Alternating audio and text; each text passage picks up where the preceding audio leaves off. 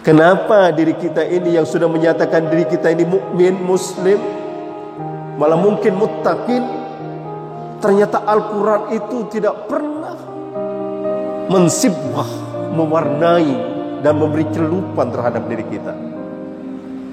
Kenapa orang kafir dulu itu tatkala mendengar Al-Quran dibacakan, mereka langsung luluh dari amarah menjadi cinta,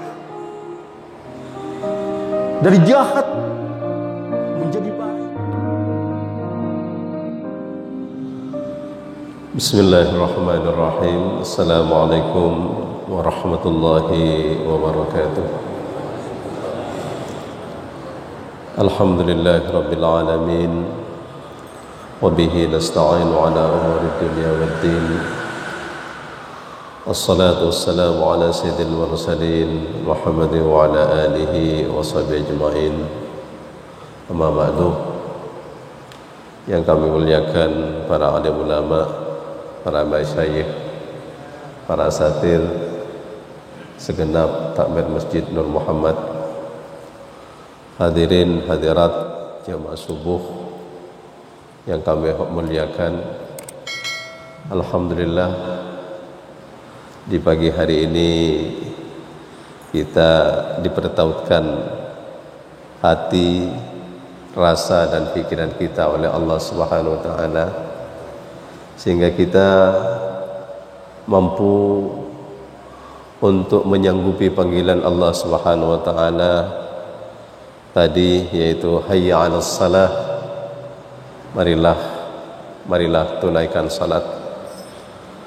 Kita menyanggupi alhamdulillah bima'unatillah, dengan pertolongan Allah Subhanahu wa taala, seraya kita menjawab la haula wala quwwata illa billah, bahwasanya kita tidak punya daya upaya, tidak punya kesanggupan, tidak punya kekuatan dan kuasa apa-apa kecuali atas pertolongan Allah Subhanahu wa taala. Karena faktanya berapa banyak dari umat Islam yang saat ini mungkin juga mendengar panggilan ini, tapi belum punya kesanggupan untuk melangkah menuju kepada al-falah, panggilan berikutnya hayya 'alal falah, kata Allah Subhanahu wa taala melalui corong muadzin, ayo menuju kepada kemenangan. Malah kita menjauh dari kemenangan. Kemenangan telah dipersiapkan dengan begitu indahnya oleh Allah Subhanahu wa taala di tempat yang dimuliakan oleh Allah Subhanahu wa taala, tapi malah justru kita menjauh. Ini bukti bahwasanya kita saat ini betul-betul berada di persimpangan jalan. Kita mengaku diri kita muslim, mukmin, mungkin muttaqin, tapi ternyata faktanya kita ini belum siap untuk menjadi muslim yang sebenarnya, mukmin yang sebenarnya, apalagi muttaqin. Hadirin hadirat yang dimuliakan Allah,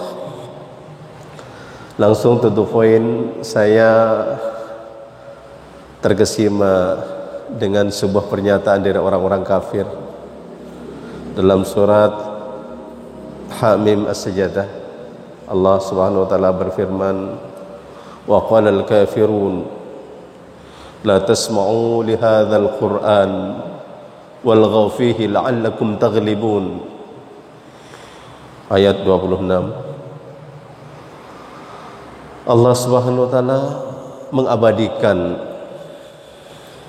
apa yang terjadi dalam masyarakat kafir dalam suasana bi'satur Rasul sallallahu alaihi wasallam.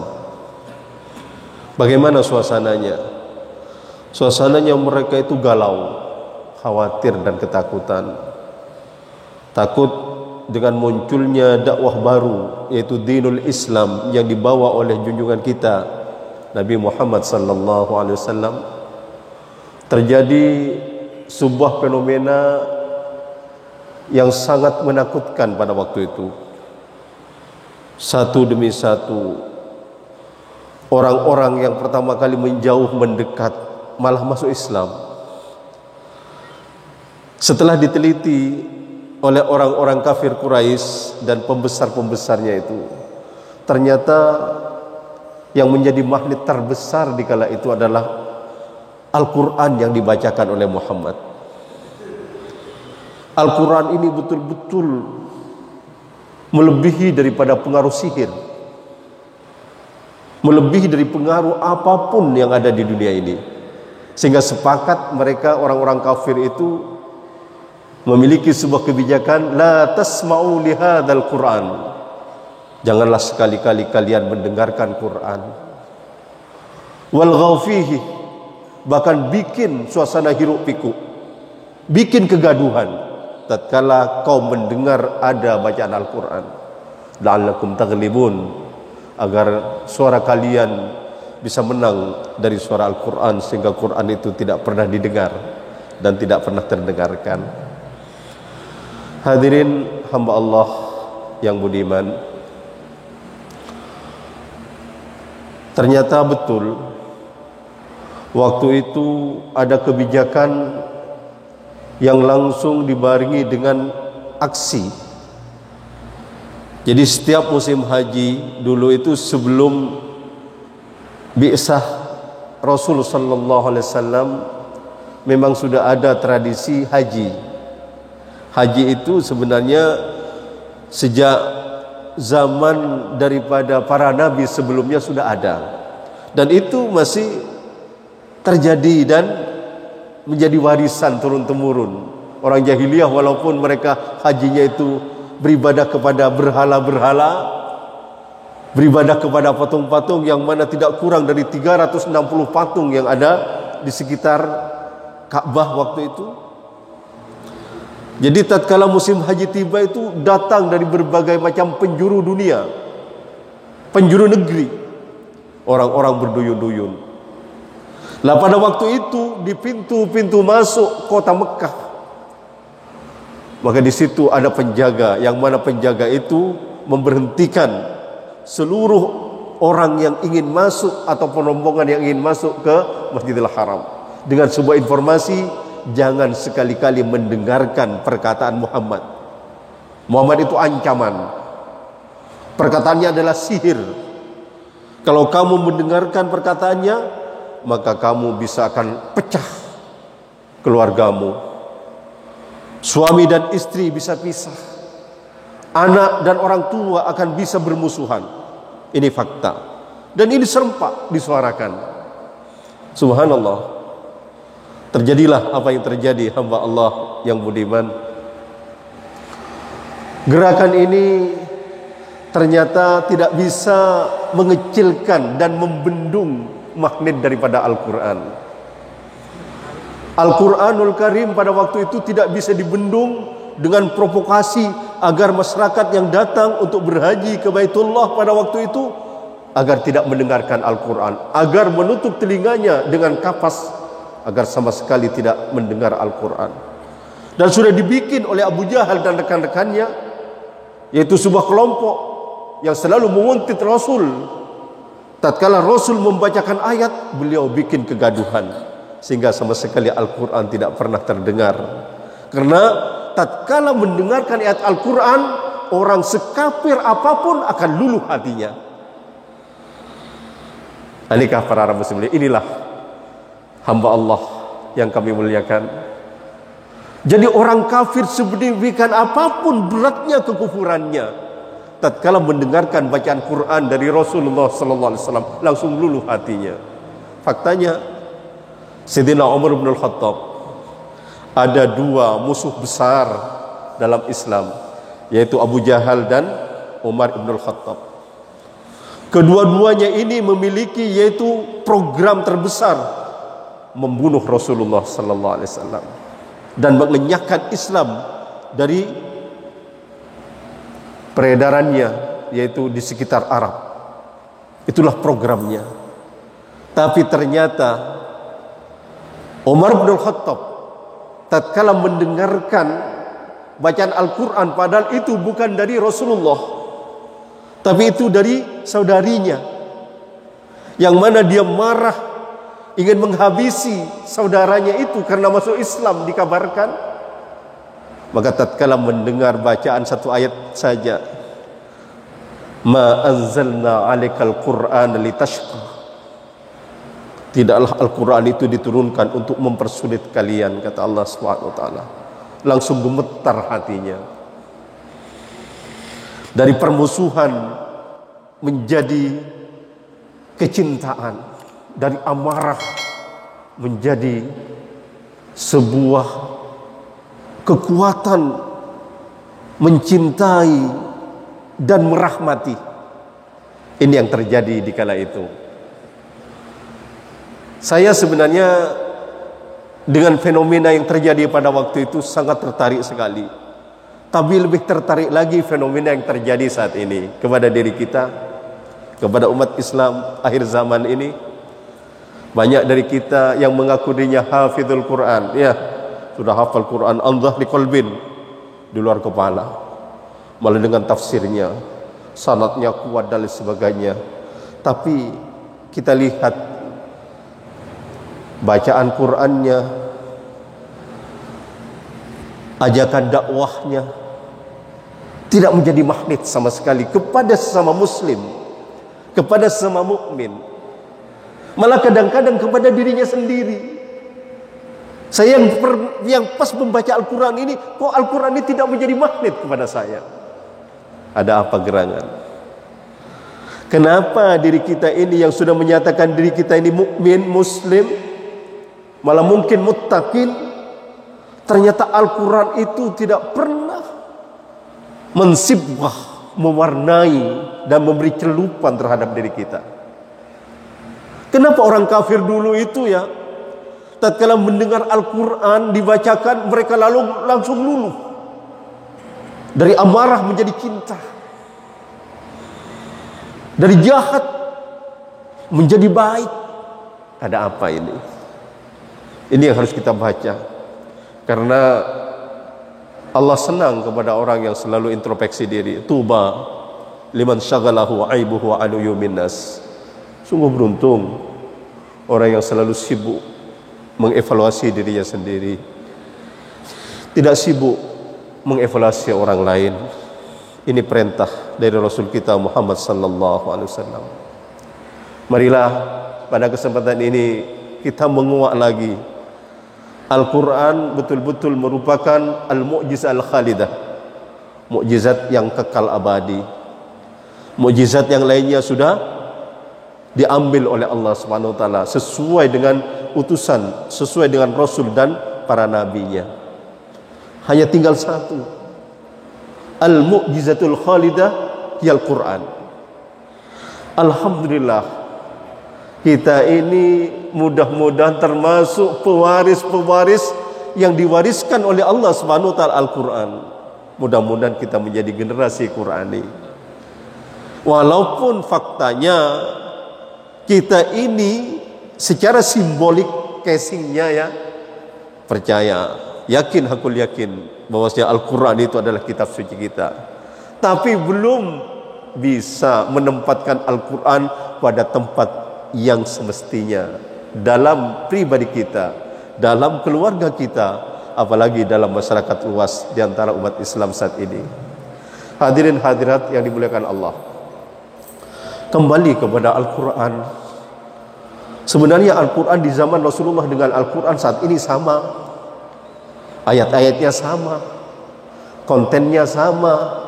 Cuma mungkin manusia yang mendapatkan warisan Quran saat ini yang berbeda. Ya. Kalau dulu pada zaman Rasulullah SAW, para sahabat yang mendapatkan warisan Al-Quran, Al-Quran di tangan beliau betul-betul hidup. Al-Quran di tangan beliau betul-betul memukau dan memikat. Tetapi kenapa Al-Quran di tangan kita ini kok sama sekali tidak ada apa-apanya seakan-akan? Saya katakan tidak ada apa-apanya. Masa bisa seorang hafidz Quran, seorang ahli tafsir, allamah dia, ternyata terjerumus dalam korupsi, terjerumus dalam kemusyrikan, terjerumus dalam mendukung partai yang cenderung kepada kelompok kiri dan lain sebagainya. Banyak ini faktanya. Berapa banyak dari kita yang mengaku ahli Quran, yang mengaku hamalatul Quran, ternyata kita itu seperti itu faktanya. Malah kebanyakan dari kita, hadirin yang dimuliakan Allah, saat ini yang saya rasakan pada pribadi saya, kadang-kadang kita masih dominan cara pendekatannya kepada Al-Quran itu cara pendekatan keuntungan. Untuk apa saya tatkala membaca Al-Quran? Dan keuntungan itu yang kita manage, keuntungan nafsu. Maka itu tidak sedikit dari kita yang pendekatannya ingin sakti dengan membaca Al-Quran, ingin dapat rezeki yang banyak dengan membaca Al-Quran, ingin ini dan ingin itu, yang notabene itu adalah nafsu semuanya, yang semuanya adalah hawa nafsu, keserakahan yang kita rasakan saat ini. Ini harus kita akui, kita introspeksi bagaimana kita pendekatannya kepada Al-Quran. Al-Quran disiapkan oleh Allah Subhanahu wa ta'ala kepada Rasulnya untuk mengemban tugas yang sangat amat berat ini, bukan dengan cara memberi kesiapan ilmu yang tinggi kepada Rasulullah, bukan dengan mempersiapkan pendukung-pendukung yang kuat kepada Rasulullah. Rasulullah sama sekali tidak disiapkan dengan ilmu yang mumpuni. Rasulullah tidak siapkan oleh Allah Subhanahu wa ta'ala dengan pendukung-pendukung yang kuat untuk tegaknya Al-Quran, tidak. Tapi Allah Subhanahu wa ta'ala menyiapkan Rasulullah untuk memanggul beban yang sangat amat berat ini, yang tidak mungkin selain Rasulullah ada orang yang mampu untuk mengemban beban ini. Bukan dengan kekuatan materi, bukan dengan kekuatan bala tentara, bukan dengan kekuatan yang bersifat fikis dan makhluknya, bukan manusiawi, tidak. Tetapi Allah Subhanahu wa ta'ala dengan sangat unik menyiapkan Rasulullah seperti yang terukir dalam surat Al-Insyirah, alam nashrah laka sadrak. Artinya Allah Subhanahu wa ta'ala menyiapkan Rasulullah untuk mengemban tugas suci yang maha berat ini, yaitu dengan menyiapkan insyirahus sadr, kelapangan dada. Alam nashrah laka sadrak, kata Allah Subhanahu wa ta'ala. Kalimat pertanyaan ini sebenarnya bukan untuk pertanyaan. Dalam kaidah bahasa Arab ya, tatkala dibuka dengan sebuah pertanyaan, sebenarnya ini taukid, sungguh aku telah siapkan kamu Muhammad untuk mengemban beban wahyu ini, yaitu dengan insyirahus sadr, saya lapangkan dadamu. Artinya hamba Allah yang budiman, Rasulullah disiapkan dengan mengangkat semua penyakit-penyakit hati dan penyakit-penyakit dada. Kesombongan dicabut oleh Allah, kebanggaan dicabut oleh Allah, amarah dicabut oleh Allah, keserakahan dicabut oleh Allah, diganti dengan nur dan cahaya. Yang ada adalah kesabaran, mengalah, suka memaafkan, suka memberi, suka dan semua kebaikan-kebaikan semuanya berkumpul di dada Rasulullah sallallahu alaihi wasallam. Demikianlah Allah Subhanahu wa taala menyiapkan Rasulnya untuk mengemban tugas suci ini. Lain dengan kita saat ini. Kita ini pendekatannya bukan seperti itu sekarang. Maka itu di tangan kita Al-Quran itu seakan-akan kering kerontang, tidak ada apa-apanya. Baru dibacakan ayat suci Al-Quran, terjadi setelah itu kemaksiatan. Baru kita mengadakan telaah Al-Quran, belajar Al-Quran, setelah itu kita terjatuh ke dalam kemaksiatan. Bagaimana kita akan menjadi magnet? Bagaimana kita akan menjadi tauladan? Padahal hadirin hamba Allah yang budiman, tidak ada di dunia ini secara fakta ini ya, kekuatan yang melebihi daripada Al-Quran, karena Quran ini mukjizat. Apa itu mukjizat? Mukjizat itu adalah amrun khariqun 'anil 'adah, yaitu sesuatu yang di luar batas kemampuan manusia. Jadi kita ini sebenarnya diwarisi sebuah kekuatan yang tidak mungkin dicapai oleh kekuatan apapun, karena ini merupakan amrun khariqun 'anil 'adah, Al-Quran. Tapi kok kita menyia-nyiakan Al-Quran? Ya faktanya sekarang ya, kalau di kampung saya Untuk anak kita yang mau belajar Al-Quran, kadang-kadang ikut-ikutan saja, rok-rok bunte. Yalah, ntar kelangker lah, nyaman pas lagi kelangker. Ya, tidak ada semacam gairah, tidak ada semacam cita-cita. Anak saya ini harus menjadi generasi Qurani. Keluarga saya harus menjadi generasi Qurani yang siap memanggul nilai-nilai yang ada di dalam Al-Quran. Tidak. Sepele kita dengan Al-Quran, meringankan daripada wibawa Al-Quran. Malah kadang-kadang kita kuliah apa, Ban? Anda ini kuliah apa? Kuliah tafsir. Seakan-akan hanya ringan-ringan saja, hanya tafsir katanya. Kalau ditanya, Anda kuliah apa? Fisika. Hebat kamu ya. Wah, seakan-akan melambung tinggi. Nah, ini dari mana ilham ini? Katanya mukmin muslim muttaqin ya. Kok ilhamnya seperti itu? Dari mana cara pandang seperti ini? Padahal Allah Subhanahu wa taala telah menyatakan dalam Al-Qur'an, "Kuntum khaira ummatin ukhrijat lin-nas ta'muruna bil ma'ruf wa tanhauna 'anil munkar wa tu'minuna billah."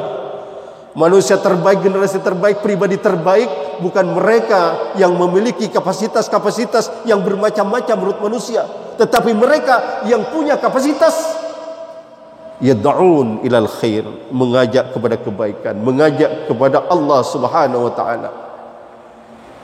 Ta'muruna bil ma'ruf wa tanhauna 'anil munkar, mampu mengajak kepada yang ma'ruf dan berani untuk mengajak mencegah kepada kemungkaran.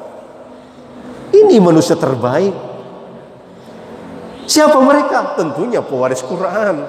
Karena al-haq min rabbik. Al-haq ada dalam Al-Quran. Al-haq ada dari Tuhanmu, bukan dari siapa-siapa. Tidak mungkin kita akan mencari al-haq dari seorang dosen. Tidak mungkin kita akan mencari al-haq dari seorang ilmuwan. Tidak mungkin. Al-haq itu dari Tuhan kita, dari Allah Subhanahu wa taala, dari Allah Azza wa Jalla. Dan kalau kita sudah yakin bahwa al-haq dari Allah Azza wa Jalla, maka tidak ada lain. Warisan al-haq itu ada dalam Al-Quran. Allah Subhanahu wa taala berfirman lagi, "Wa man ahsanu qalam mimman da'a ila Allah wa 'amila shalihan." Perkataan apa yang lebih baik, kata Allah Subhanahu wa taala, daripada perkataan yang mengajak kepada ketaatan kepada Allah dan konsisten istiqomah melakukan kebaikan, bukan hanya berujar berkata tapi dibarengi dengan amal. Bukan pintar berkhutbah, bukan pintar berdakwah, bukan pintar mengajak, bukan pintar melarang, tapi konsisten dia. Dia adalah orang yang pertama kali melakukan apa yang menjadi ajakannya. Sebenarnya sangat simpel sekali, hadirin yang dimuliakan Allah. Tapi faktanya kita yang mengamini Al-Quran, kita yang percaya dengan Al-Quran, kadang-kadang kita ini menjauh, bahkan kontradiksi dengan Al-Quran dalam sifat terjang dan keseharian kita. Ini yang terjadi pada umat Islam saat ini. Sehingga Al-Quran itu datang kepada kita, di tangan kita, di keluarga kita, tidak pernah menjadi kekuatan yang hebat sebagaimana yang telah terjadi kepada Rasulullah dan generasinya di kala itu.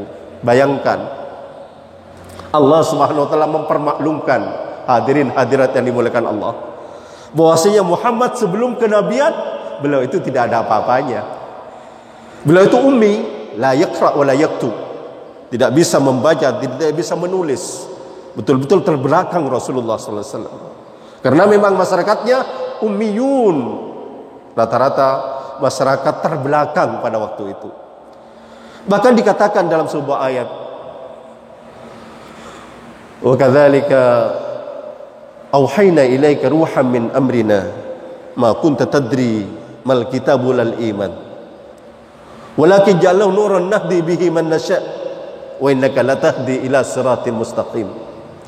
Allah berfirman, dan demikianlah kami wahyukan Al-Quran kepadamu Muhammad dengan perantaraan ruh malaikat Jibril, Ruhul Amin, atas perintah kami. Sebelum kedatangan Al-Quran atau wahyu kepadamu Muhammad, ma kunta tadri mal kitab walal iman, kamu itu tidak tahu apa-apa. Tidak ngerti apa itu Alkitab, apa Al-Quran, apa iman. Tidak ngerti. Kepada Allah tidak ngerti. Apalagi tentang Al-Quran, apalagi tentang Yaumil Akhir, tidak ngerti Muhammad.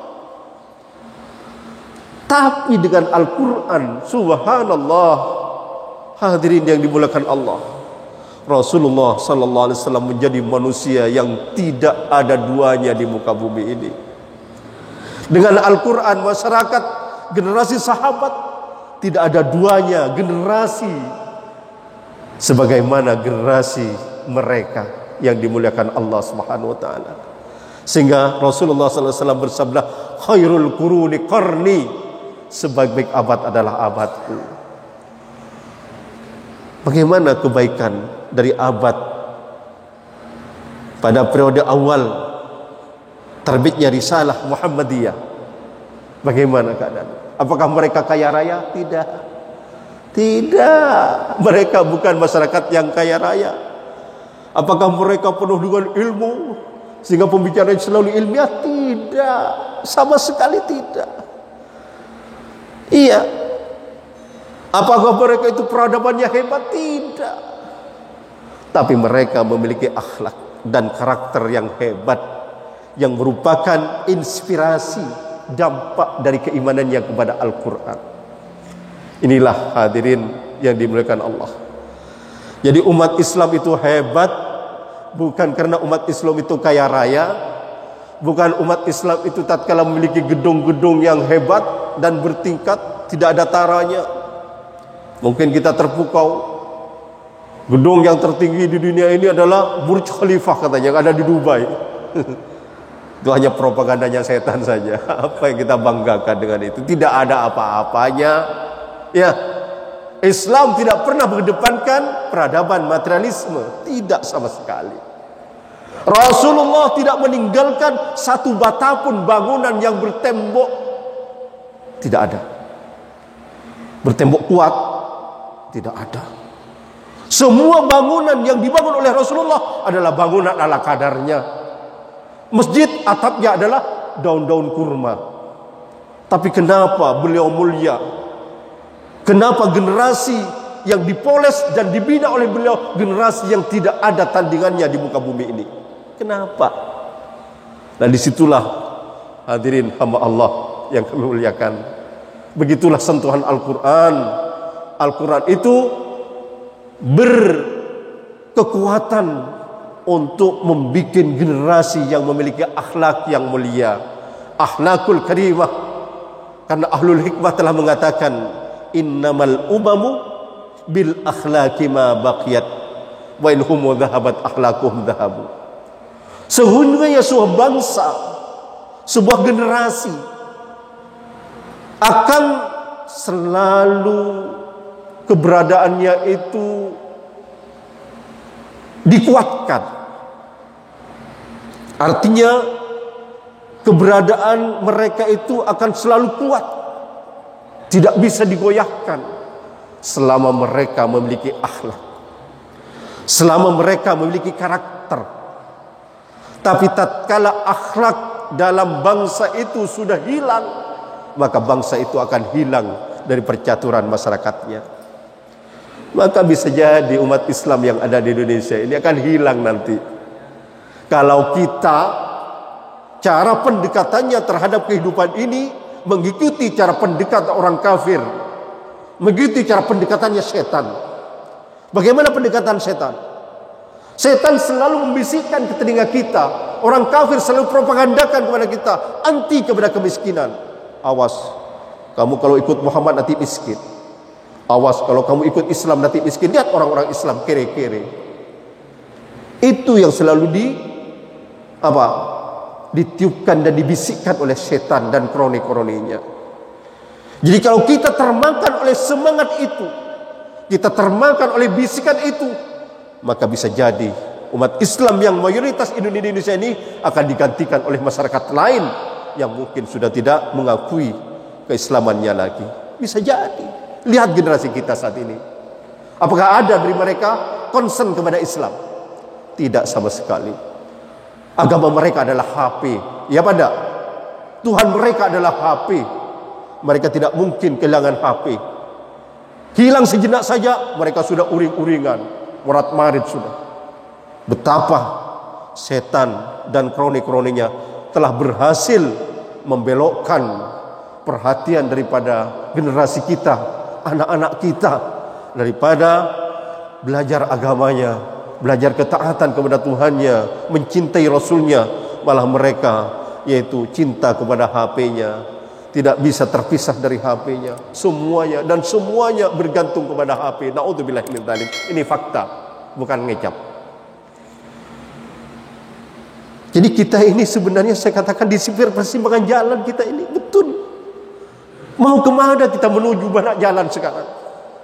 Padahal Allah Subhanahu wa taala telah mengatakan, "Hadza sabili," kata Allah. Ini jalanku Al-Qur'an, fattabi'. Ikuti jalan ini. Wala tattabi'us subula fatafarraqu bikum an sabili. Jangan ikut jalan-jalan yang macam-macam. Nanti kamu akan tercerai-berai dari jalan Allah Subhanahu wa taala. Seperti umat Islam di Indonesia ini, mayoritas, tapi kita kalah dengan minoritas. Saya kadang-kadang, hadirin hamba Allah yang kami muliakan, kadang-kadang saya tidak habis pikir. Kita yang sudah memiliki tokoh-tokoh yang mumpuni keislamannya, ya, Islamnya sudah bersanad katanya. Iya, hadisnya bersanad, tafsirnya bersanad, ininya semuanya bersanad. Tapi ternyata cara pandang mereka sama sekali tidak memiliki cara pandang yang Qur'ani. Ya contohnya sekarang, ya, sekarang ini yang dibanggakan untuk peradaban dunia sekarang adalah kalau Barat Amerika, kalau Timur Cina. Sekarang ini masyarakat sekarang ini tengah dipropaganda. Ya, murid-muridnya nanti akan menjadi murid kalau berprestasi belajar ke Cina, belajar ke Barat nanti. Ya, saya ada habis pikir. Cina sekarang yang sudah jelas-jelas gagal, Barat sekarang yang sudah jelas-jelas gagal, kok kita kebijakan umat Islam Indonesia ini kok disuruh guru-gurunya, pendidik-pendidiknya, murid-muridnya, anak-anaknya untuk belajar ke negeri yang sudah gagal. Apa yang kita harapkan? Kenapa Al-Quran yang mukjizat ini terlantarkan? Al-Quran yang mukjizat, amrul khariqun al-'adah. Kita pegang Al-Quran, kita taati Al-Quran, pasti kita jaya. Ini Allah Subhanahu wa taala yang menjamin.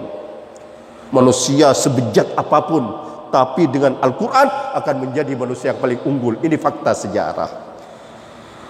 Betapa tidak ada dalam sejarah seorang tokoh yang memulai gerakan yang sama sekali baru, bertentangan dengan peradaban, kebiasaan, budaya daripada masyarakatnya dalam jangka sedemikian cepatnya bisa merubah masyarakat tersebut. Rasulullah dalam jangka 13 tahun periode Madinah, ya, periode Mekah 13 tahun, periode Madinah Rasulullah sudah betul-betul establish, sudah kuat dan kokoh. Islam sudah gegap gempita pada waktu itu dalam jangka 13 tahun. Tidak ada manusia manapun mengawali sebuah ideologi yang bertentangan dengan masyarakatnya. Dia mencetuskan dan dia mencapai zaman keemasannya. Tidak ada kecuali Rasulullah sallallahu alaihi wasallam. Tidak ada. Karl Marx tidak ada. Karl Marx setelah mati baru ajaran komunisme, ya, berkembang. Di hidupnya tidak berkembang. Iya, semua ajaran-ajaran yang lainnya semuanya bohong. Karena kenapa kita ini kok lari dari Al-Quran? Kita malah dengan Al-Quran menganggap ringan-ringan saja. Padahal Al-Quran kalau kita betul-betul belajar, makin kita tawadhu dengan Al-Quran, makin kita membebaskan diri kita dengan berbagai macam penyakit dada, maka Al-Quran itu akan memberikan informasi yang super hebat kepada kita, yang tidak ada duanya di dunia ini. Tapi kalau kita pendekatannya kepada Al-Quran akliyah, secara akal fikiran, maka Al-Quran itu akan kering kerontang. Tapi kalau kita pendekatannya adalah imaniyah, dengan keimanan, dengan ketawaduan, dengan kepasrahan kepada nilai-nilai Al-Quran, maka Al-Quran itu akan membeberkan rahasia yang tidak ada taranya tentang kehidupan kepada kita. Hadirin hadirat yang dimuliakan Allah, Saya tidak mungkin berpanjang lebar ya tentang ya sejadah fajar ini, karena memang waktunya sangat terbatas sekali. Mungkin ini hanya sekadar motivasi agar kita jangan jauh-jauh kemana untuk mencari sa'adatud darain, kebahagiaan dunia akhirat. Jangan cari kemana-mana. Cukuplah Quran yang sudah merupakan mukjizat dari Allah Subhanahu Wa Taala. Marilah kita dekati Al-Quran. Marilah kita ambil Al-Quran dengan segenap jiwa dan raga kita. Janganlah sampai kita Al-Quran kita biarkan dengan begitu saja. Kita hanya memiliki mushaf Al-Quran, tapi kita tidak pernah memilikinya dengan sepenuh hati. Demikianlah yang bisa saya sampaikan. Mohon maaf atas segala kehilafan. Mudah-mudahan kita selalu mendapatkan petunjuk dari Allah Subhanahu Wa Taala.